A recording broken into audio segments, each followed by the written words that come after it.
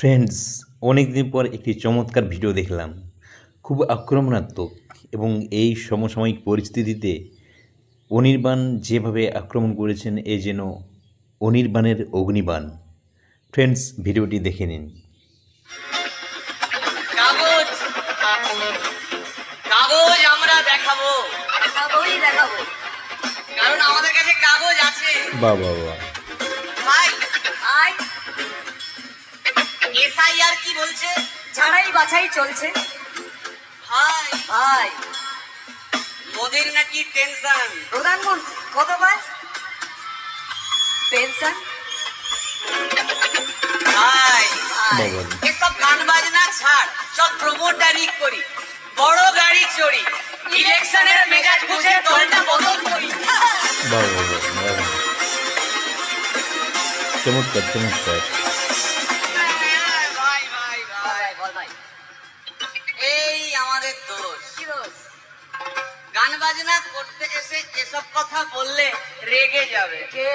রেগে যাবে, আরে কে? রেগে যাবে কুণাল ঘোষ। Number one Ghosh. এই হ্যাঁ, ভাই, বল ভাই, বল ভাই। আরেক ঘোষও আছে, তাই নাকি? আরেক ঘোষ।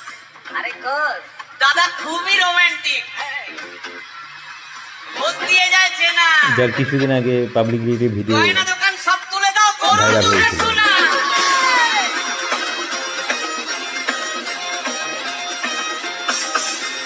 হ্যাঁ ভাই, হ্যাঁ।